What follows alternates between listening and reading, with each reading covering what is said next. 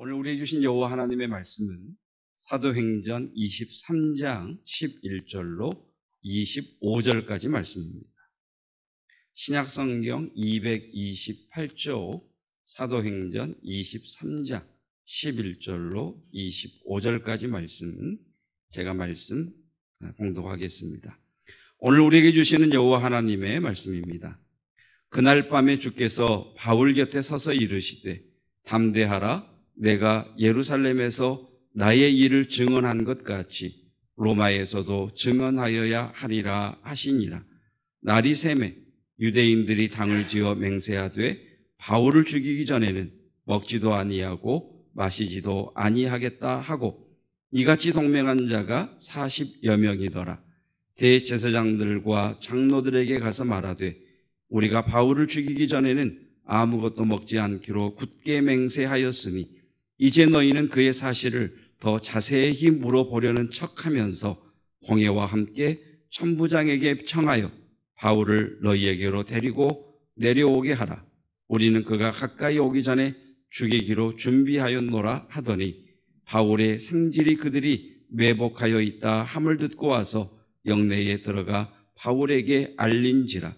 바울이 한 백부장을 청하여 이르되 이 청년을 천부장에게로 인도하라. 그에게 무슨 할 말이 있다 하니 천부장에게로 데리고 가서 이르되 죄수 바울이 나를 불러 이 청년이 당신께 할 말이 있다 하여 데리고 가기를 청하더이다 하매 천부장이 그의 손을 잡고 물러가서 조용히 묻되 내게 할 말이 무엇이냐.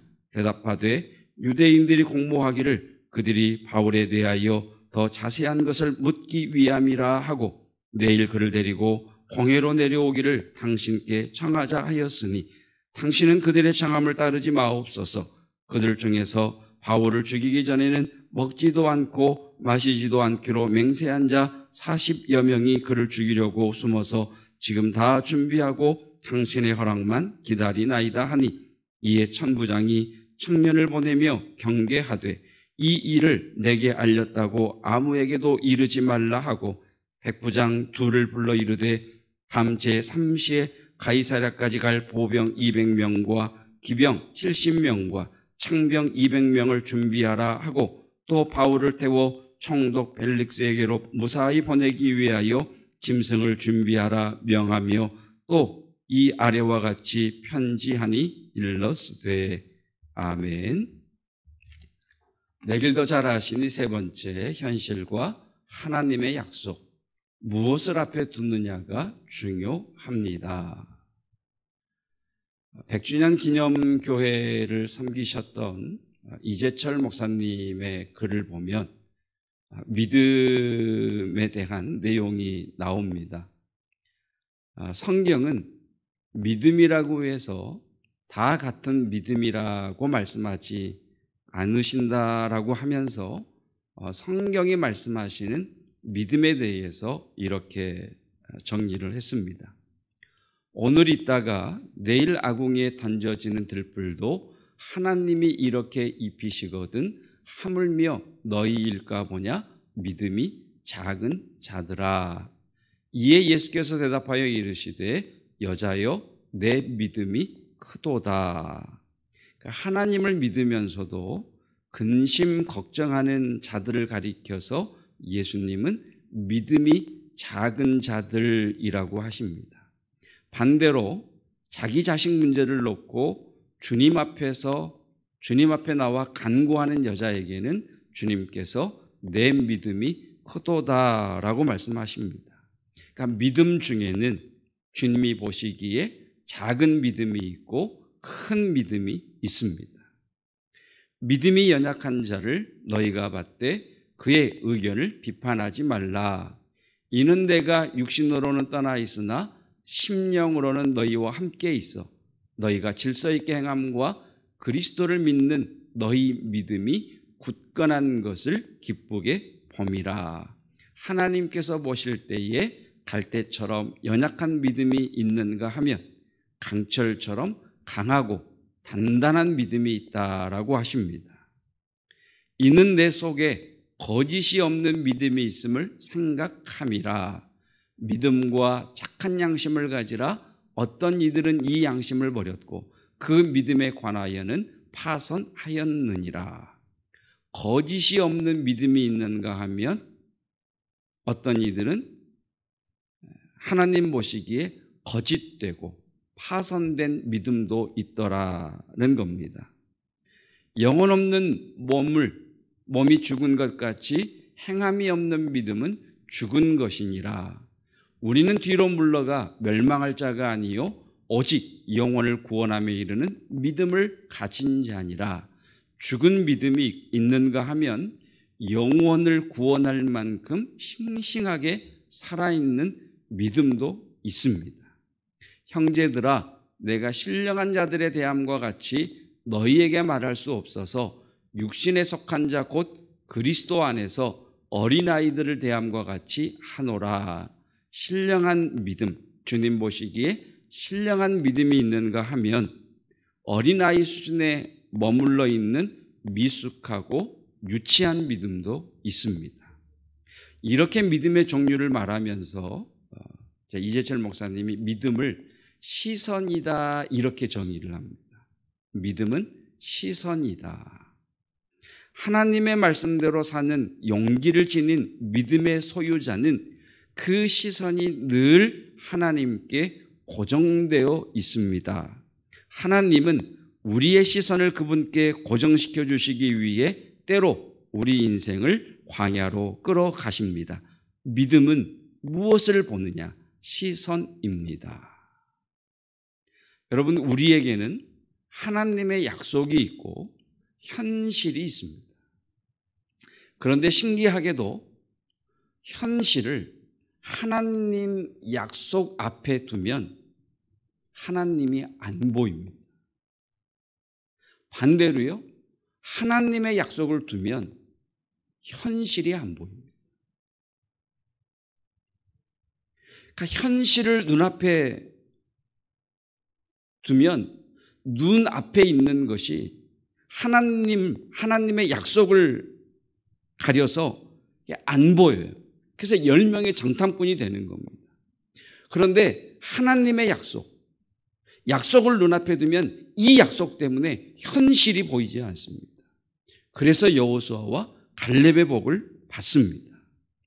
영적 전쟁에서 승리한 사람들은 어려운 현실이 없어서 이긴 것이 아니라 어려운 현실이 있는데 하나님을 보므로 그 약속을 보므로 승리한 사람들이고, 진 사람들, 영적 전쟁에서 패배한 사람들은 현실을 마치 카메라의 줌처럼 쫙 당겨서 현실을 보니까 하나님도 안 보이고 하나님의 약속도 안 보이고, 그래서 주저앉아서 지는 겁니다. 로마 군대에, 로마의 수비대에 감금되어 있던 바울은 11절에서 하나님의 약속, 주님의 약속을 받습니다. 내가 죽지 아니하고 로마에서도 증언하여야 하리라. 그런데 12절, 13절에서는 바울을 죽이기로 작정하고 바울을 죽이기 전까지는 먹지도 않고 마시지도 않겠다고 맹세한 사람들이 40명이나 됩니다. 하나님의 약속은 내가 죽지 않고 로마에 가서 나에 대하여 증언하리라는 말씀인데, 현실은 바울을 죽이려는 40명이나 있습니다. 바울을 죽이기로 작정한 이 40명의 계획과 전략은 탁월합니다.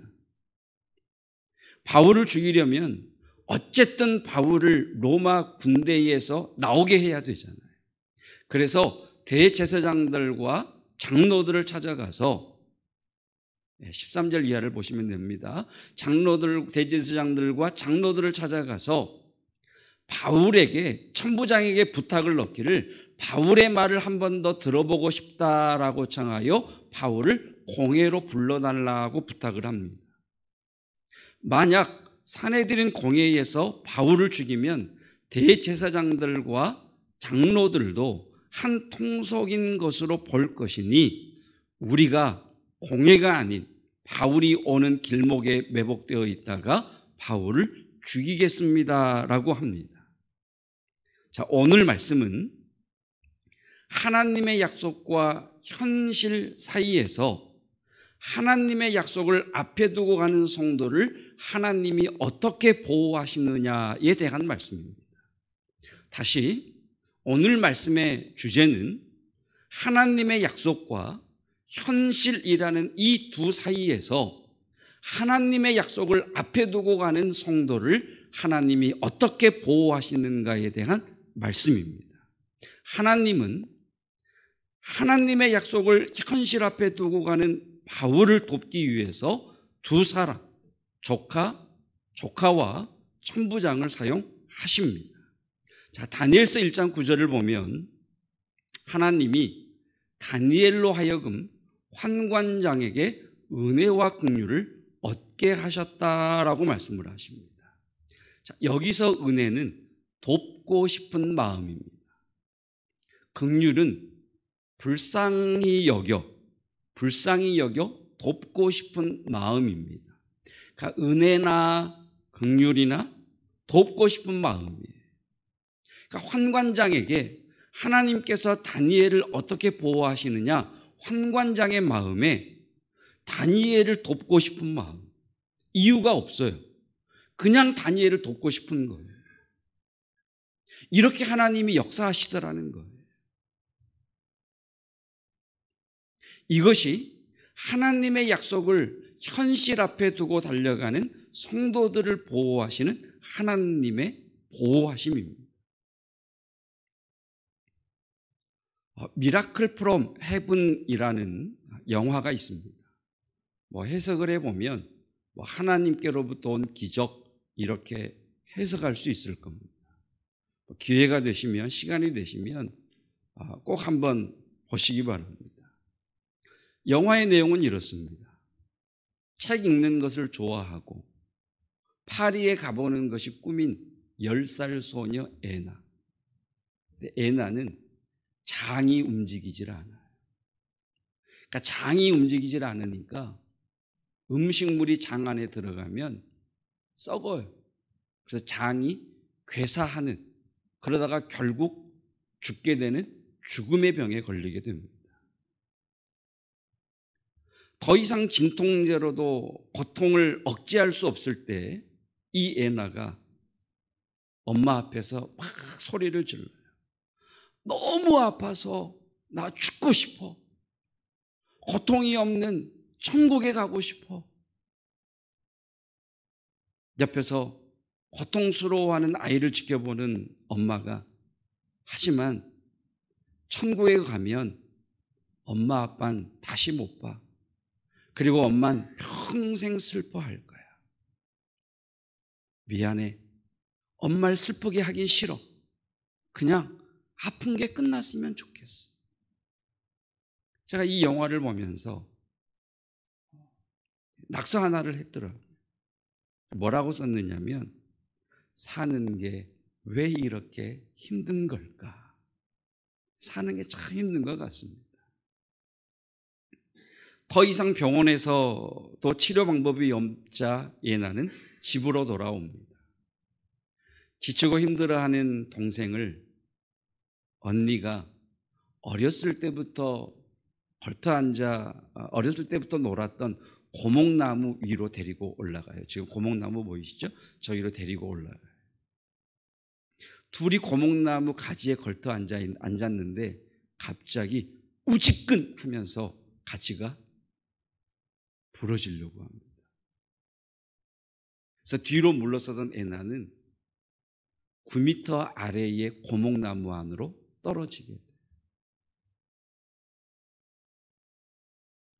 구조대에 의해서 구조된 애나는 헬리콥터로 병원으로 이송이 되고 누구도 이 아이가 살아나지 못할 것이라고 합니다. 그런데 놀라운 것은 가벼운 뇌진탕 증세 외에 아무런 외상이 없는 거예요. 의사의 말이 저 고목나무 안에 쌓여있는 부드러운 흙이 쌓여있는 부드러운 흙 위에 떨어져서 아이가 아무 상처를 입지 않은 것 같다라고 이야기를 합니다. 그 다음 날 복수가 장이 움직이질 않으니까 복수가 찬 것처럼 배가 이렇게 불룩하거든요. 10살짜리 꼬마애가. 근데 이 부풀어 올랐던 배가 그 다음날 보니까 쑥 들어가 있는 거예요. 아이가 밖에서 뛰어노는데 지치질 않고 뛰어노는 거예요. 진통제 먹이는 걸 잊어버렸는데 아이가 약을 찾질 않아요. 그래서 부모가 불러요. 너 무슨 일이 있었냐? 근데 이 아이가 이렇게 이야기합니다. 고목나무 안에 떨어졌을 때 자기가 몸 밖으로 나와서 몸 밖에서 자기 몸을 봤다는 거예요. 그리고 전혀 알지 못한 새로운 세계에 들어갔는데 그 세계가 너무 좋아서 이곳에 있고 싶다 그랬더니 하나님의 음성이 들려오더래요. 돌아가야 한다.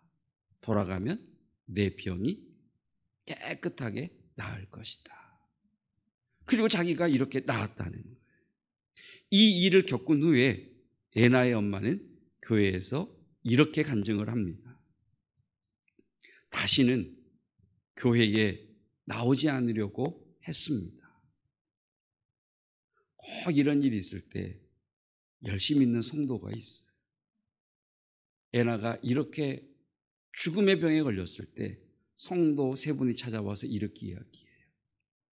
엄마의 죄가 있든지 아빠의 죄가 있든지 애나의 죄가 있든지 그 죄 때문에 이렇게 아픈 것 같습니다. 참 어지럽고 넓죠, 그렇죠? 너무 상처를 받아서 교회를 안 나가요. 다시는 교회에 나오지 않으려고 했습니다. 애나가 병이 났을 때 전 이해가 안 됐어요. 왜 애나처럼 하나님을 사랑하는 애가 이런 고통을 겪어야 하나? 너무 절망적이었죠. 너무 화나고 외로웠어요. 기도에 응답이 없다는 거예요. 믿음도 사라졌어요. 그래서 제 주변에 있는 것을 보지 못했어요. 아인슈타인은 삶엔 2가지가 있다고 했죠. 기적이 없다고 믿는 삶과 인생의 모든 것이 기적이라고 믿는 삶. 전 모든 게 기적이라고 믿고 살지 않았어요.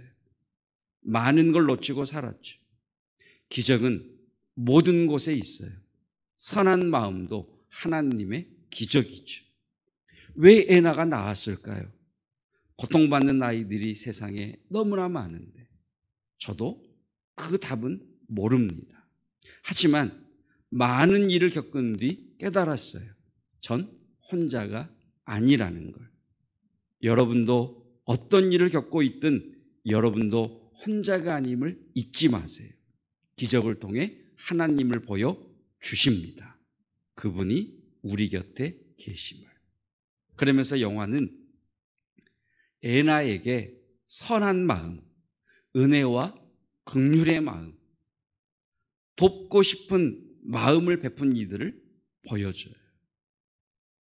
복수가 찬 것처럼 배가 뿔룩 나와서 옷으로 그 튀어나온 배를 가리고 학교에서 구석진 곳에서 홀로 있는 애나에게 다가갔던 친구의 선한 마음.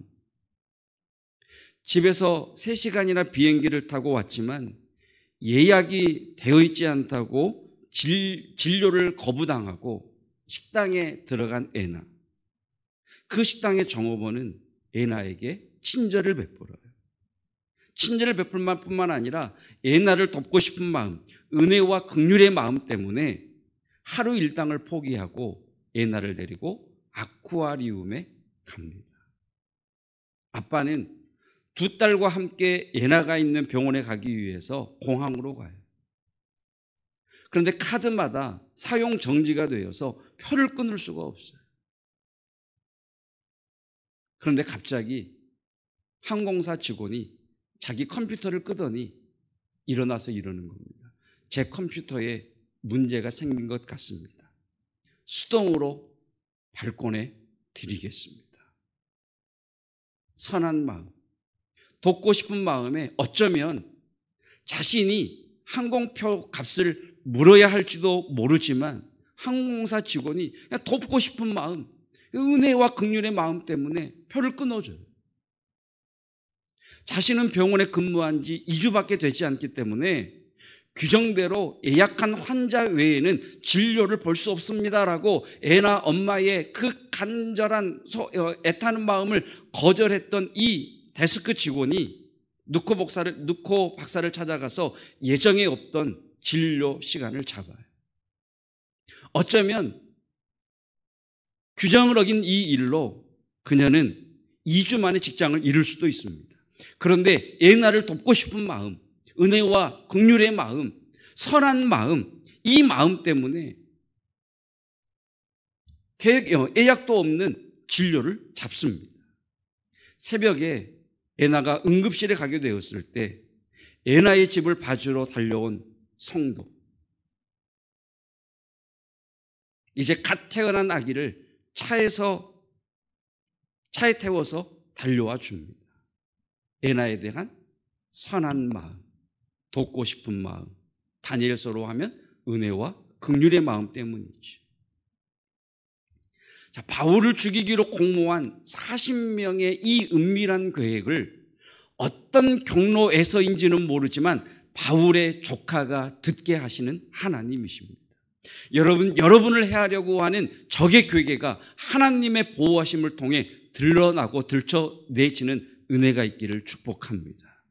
그리고 19절, 천부장이 그의 손을 잡고 물러가서 조용히 묻되 내게 할 말이 무엇이냐. 조용히 묻다라고 하는 이 말은 한두 번 물은 게 아니에요. 계속해서 바울의 조카가 긴장하지 않고 자세히 이야기할 수 있도록 선한 마음을 표현한 것이 조용히 묻는 거예요. 여러분, 천부장은 로마 군대의 고급 장교입니다. 로마의 고급 장교인 천부장이 죄수가 보낸 젊은 청년의 손을 잡고 들어가서 그가 어떤 이야기를 할 것인지 자세히 묻는다는 것, 여러분, 이건 있을 수 없는 일입니다. 오바죠. 여러분, 어떻게 이런 일이 있을 수 있을까요? 하나님이 간섭해 들어오신 겁니다. 여러분의 삶에 하나님의 간섭이 있기를 축복합니다. 23절입니다. 백부장 둘을 불러 이르되 밤 제3시에 가이사랴까지 갈 보병 200명과 기병 70명과 창병 200명을 준비하라 하고, 밤 제3시는 우리 시간으로 저녁 9시입니다. 바울을 예루살렘에 두면 죽을 것 같아서 밤 9시에 군대를 동원해서 가이사랴까지 보낼 계획을 합니다. 보병이 200명, 기병, 말을 타는 마병이 70명, 창병이 200명, 기병이 70명. 그럼 합 몇 명이죠? 270, 200. 네, 그래요. 470명. 로마의 천부장은 1000명의 부하를 둔 사람인데 실제로는 600명 정도를 거느렸다고 그래요. 그러면 600명에 470명이면 자기 부대의 3분의 2의 병력이에요. 지금 자기 부대의 3분의 2의 병력을 동원해서 한 사람을 지켜요. 누구요? 죄수 바울. 총독을 호위하는 게 아니에요. 왕을 호위하는 게 아니에요. 누가 봐도 이럴 수는 없어요. 누가 봐도 이건요, 과한 거예요. 과해도 너무 과해요. 아니, 죄수 하나 보호하려고 자기 부대의 3분의 2의 군사를 동원하는 그런 장교가 어디 있습니까? 말도 안 되는 거죠. 무엇 때문입니까? 바울을 돕고 싶은 거예요. 이유는요, 없어요.